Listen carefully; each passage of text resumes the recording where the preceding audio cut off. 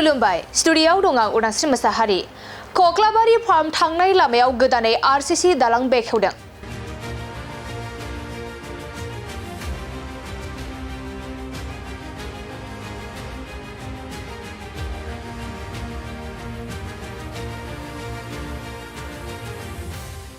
बाक्सा जिल्ला 22 नं कक्लाबारि बियाबनि खामारदैसा भिसिडिसिनि सिङाव थानाय गुरुमारायाव थानाय एबा 127 नं राजा लामाजों नांजाबनाय कक्लाबारि फार्म थांनाय लामायाव 4-3 बोसोर सिगांनिफ्रायनो गेजेराव बायग्रबनानै दंमोन। गोबाव सम बायग्रबनानै थानाय बे लामाखौ दिनै 2023-24 बोसोरारि बिटिसि इनफ्रास्ट्राक्चार मावखान्थिनि गेजेरजों बेखेवनानै होयो 22 नं कक्लाबारि बियाबनि एमसिएलए मन्टु बर' बिथाङा।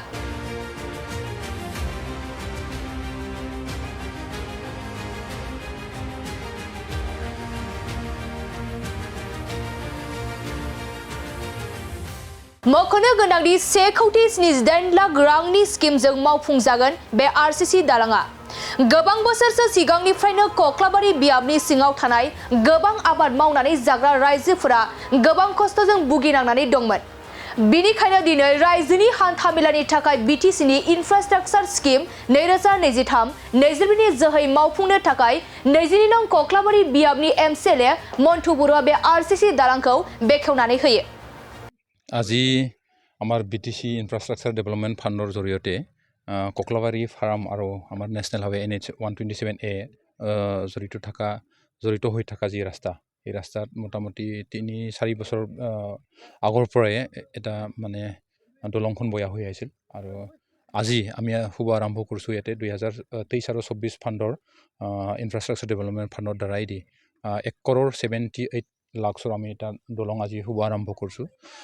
আশা কৰোঁ এই দলঙৰ মাজেদি কাৰণ বহুত লাভ হ'ব বুলি কাৰণ আমাৰ কক্লাবাৰী ফাৰ্মটো এটা এছিয়াৰ ভিতৰত এক সময়ত শ্ৰেষ্ঠ এটা চিট ফাৰ্ম আছিল এছিয়াৰ ভিতৰতে আৰু সেইটো এতিয়া অৱশ্যে অলপ বিকল হৈ আছে তথাপিও 6,868 বিঘাটো প্ৰতি বছৰে ৰাইজক যেহেতু চৰকাৰে লিষ্টত দিয়া যায় 6,800 বিঘা খেতি কৰাৰ কাৰণে ৰাইজৰ যিখিনি সহায় সহযোগ সেইটো ই ৰাস্তাইদি অহা যোৱা কৰা আছিল যেহেতু সেইটো আমাৰ কাৰণে বহুত যথেষ্ট ভাল হ'ব বুলি মই ভাবোঁ। আশা কৰোঁ আগন্তুক দিনত ইয়াৰ দ্বাৰাই দি এই দলংটো হ'ল যিহেতু বিকল হৈ থকা যি কক্লাবাৰী ফাৰ্ম সেইটো বিটিসি চৰকাৰৰ তৰফৰ পৰা ভালদৰে হ'ব বুলি মই আশা কৰিছোঁ আৰু ৰাইজৰ সহায় সহযোগ হ'ব বুলি ভাবি আছোঁ। সমাগত বিটিসি নিৰ্বাচন কেনেদৰে টঙালি বান্ধিছে আপোনালোকে?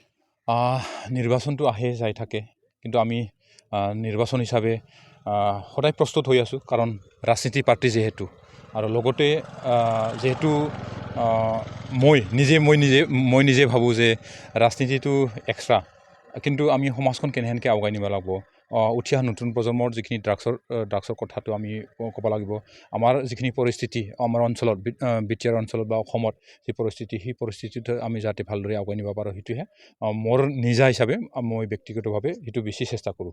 তথাপিও ৰাজনীতিৰ লগত জড়িত হৈ আছে যিহেতু আমি আগন্তুক 2025-ত যি কাউন্সিলৰ নিৰ্বাচন সেই নিৰ্বাচনৰ কাৰণে আমি প্ৰস্তুত সদায় চলাই আছোঁ আৰু প্ৰস্তুতো আছোঁ আৰু আশা কৰোঁ আগন্তুক দিনতো আমাৰ চৰকাৰে আহাটো একেবাৰে 100% আমি বুলি আমি মানে গেৰাণ্টি দিব পাৰোঁ।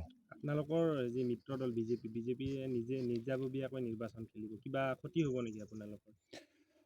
ইয়াৰ বিষয়ে আমাৰ হাইকমাণ্ড আছে আমাৰ যিহেতু চেণ্ট্ৰেল টিম আছে বা আমাৰ দলৰ সভাপতি ডাঙৰীয়া আছে তেখেতে যিহেতু মিত্ৰ দলৰ যিখিনি প্লেন পলিচি সেইটো তেওঁলোকে আলোচনা কৰিব ইয়াৰ বিষয়ে মই মানে নকওঁ বুলি ভাবি আছোঁ কাৰণ যিহেতু আমাৰ দলৰ হাইকমাণ্ড আছে।